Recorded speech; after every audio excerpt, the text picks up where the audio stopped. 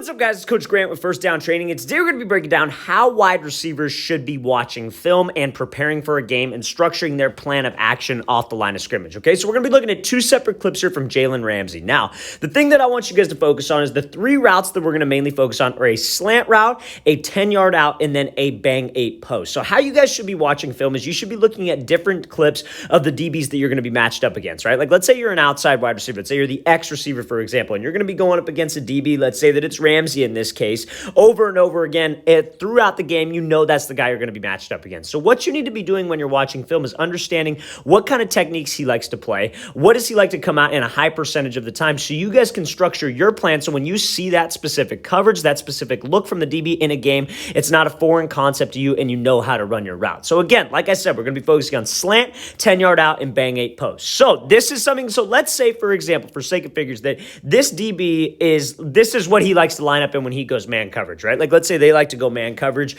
when, maybe it's third down, whatever it might be, but this is the man coverage look that you got to see. And so let's say you're going to have more than 3 routes to run in a game, but you should know the game plan going into the game. You should know that, okay, these are the routes I'm going to be working. This is what coach likes to call. This is where I know I'm getting the ball. And right now we're treating that like the slant out in the post, right? So if I have to run a slant route against this specific coverage, I should be going through the different situations in my head of how I can do this, right? So if he likes to play press coverage like this, man coverage, and we got about 2 yards off, he's in this catch technique, I know that if I got to run a slant, especially because he's inside shade, I'd have to attack his leverage, and then I'd have to burst back to the outside, attack the outside shoulder, and then break underneath. Now, why would you attack his leverage in this specific case? You'd attack his leverage because you want to close the space. What a lot of guys will do is the mistake that they'll make is that they'll just take off and go 3 steps to the outside, but they leave too much of a gap with this DB, and he'll be able to make a play and get hands, right? So we have to understand that when we see this look right here, and we know that the DB likes it, even when you're watching film and the receiver doesn't run a slant route, and he's not running a fade route or whatever the route is that we're trying to accomplish,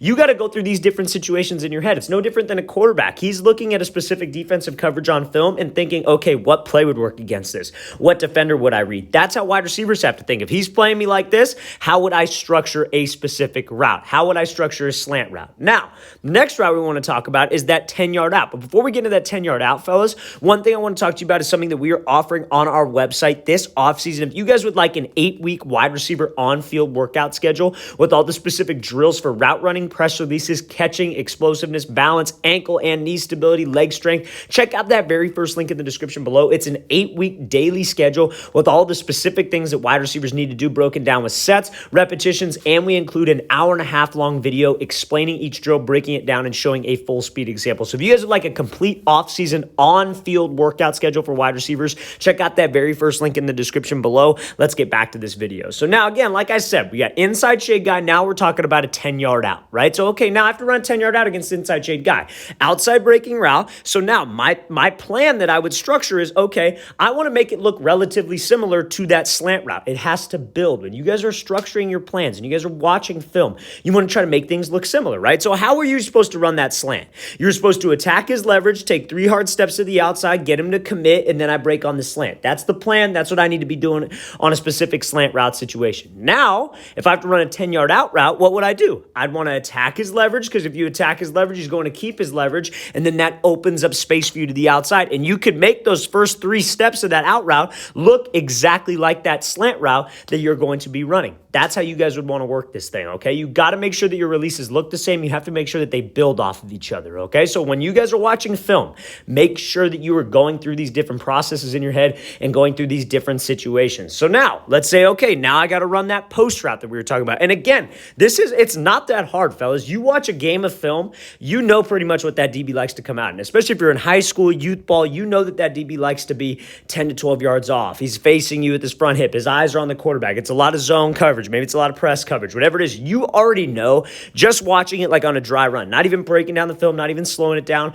You can pretty much tell, okay, he likes to come out in this coverage. This defense likes to do that coverage. And that makes this process so much easier. You don't have to spend hours and hours of watching every little detail. You can kind of break it down and narrow it down to come up with that plan that you've already learned from the work you put in the offseason. So now, let's say I have to run the post route, right? Now, he's inside shade and likes to be pressed, and I have to run a post route. So I know that, okay, chances are I'm probably not going to get the inside release. So I can make it look very similar to what I was just running. I can make it look exactly like that 10-yard out, right? I broke off the 10-yard out off of my inside foot. So now maybe I'm thinking, okay, if I got to run a post route, I could attack his leverage, I could move him off the thing, I could take the outside release, and then I could give a little rocker step where I break off the right foot, then I break off the left foot at the top of the break to work him on selling that out route, and then I slip back over the top on a post. So it looks the exact same. Those are 3 routes, fellas, that all look pretty dang similar at a certain point. Attack his leverage, get him off the platform, then go. And you could change tempo on the attacking leverage. You could go a little bit faster and burst at him, and sooner or later, fellas, it's going to be very unpredictable what you were doing, okay? So that's how you guys should be approaching film. So now let's take a look at another clip, right? Debo gets locked up on this route. We're not even too worried about the full speed route. But now let's talk about this clip, right? So now you should probably be looking at the top 3 coverages that a DB likes to run when you guys are watching film. So it's like, okay, he likes to come out in zone. That's a pretty common one for a lot of schools, especially if you're at that high school youth level. Okay, he likes to come out in a lot of inside shade press. Okay, he likes to do a lot of off-man outside shade, right? So, okay, now I got to structure a plan to that, right? Against zone, you should be thinking about attacking him, stepping on his toes. But now we see this look. So now let's bring back up our 3 routes, right? So we have a slant route first. So we have a slant, then we have an out, and then we have a post, right? So if I have to run this slant, I know that, okay, he's outside shade. He's 8 to 10 yards off. I'm just going to run the slant. Maybe I could angle my stem a little bit at him, but I just got to get up into the route. There's really not much I can do there. Now, he's off man coverage, and I have to run an out route. So how would you guys approach this, right? So if I have to run that out route and he's outside shade, we know that he's outside shade probably because he's expecting me to run the out route. So like, let's say, for example, in your guys' offense, you guys like to cut the wide receiver's split down a little bit. They like to bring him in. You know, you're like the single receiver. Maybe they go like bunch left, and you're the single receiver. They cut your split down, and that DB on film, when you see that formation that you guys like to run is outside shade, I would be like, okay, I know if I have to run that speed out, how should I approach this? I know that I should attack his inside shoulder. I know I should try to get him to flip his hips, and then I could break this thing off underneath and make a play, right? Because that's what you want to do. You don't want to attack his leverage and square him up because he'll just widen. You want to do exactly, I'll play this clip full speed.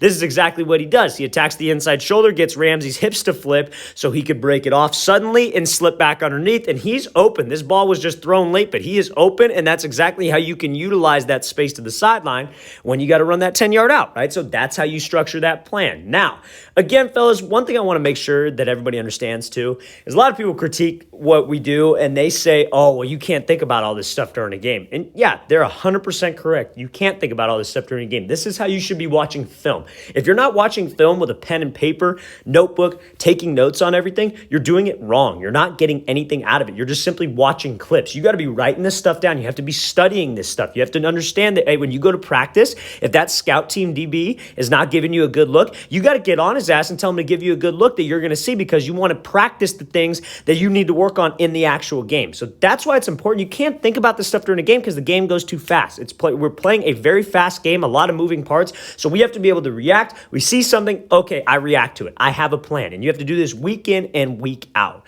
So now, last route we're going to get to is this post route, right? So we have a post route.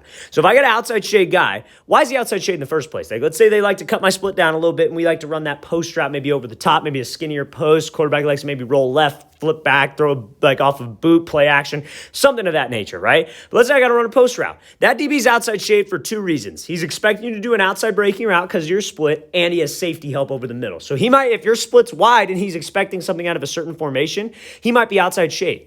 But he has safety help, right? So he's trying to just force us to take the inside release, get right on our hip, and force us to the safety. So if I know I got to run a post a lot this week, I know it's a big route for me, I'm going to attack his leverage. Because if I attack his leverage, what is he going to do? He's going to keep his leverage, and that creates more of a window from us in that safety, so the quarterback has a bigger throwing window. So that's how you guys can watch film as a wide receiver. We're only looking at these 2 specific clips, but that's how you guys need to go through each specific defensive look. Take the notes that you know from maybe watching my videos, maybe studying film on your own time, and the knowledge that you have, and apply that to actual situations for the DBs you're going to be facing. You're going to see a lot of zone coverage, but you also see press coverage. And if that's something they like to do, we gotta be prepared. We must be prepared for any situation that a DB will throw at me. All right, guys, we want to thank you for watching. I really appreciate if you guys stuck through the whole video and we're actually, really engaged with this. I really appreciate it. If you guys have any questions at all, don't hesitate to leave those in the comment section below. We always appreciate the feedback, and it's always great to hear from you guys as usual. And again, fellas, if you would like an 8-week-long wide receiver daily workout schedule with all the wide receiver drills you need to be doing with sets, repetitions, and an instructional video explaining each drill, there's over 200 drills in this 8-week schedule. Check out that very first link in the description below. I'll see you guys next time.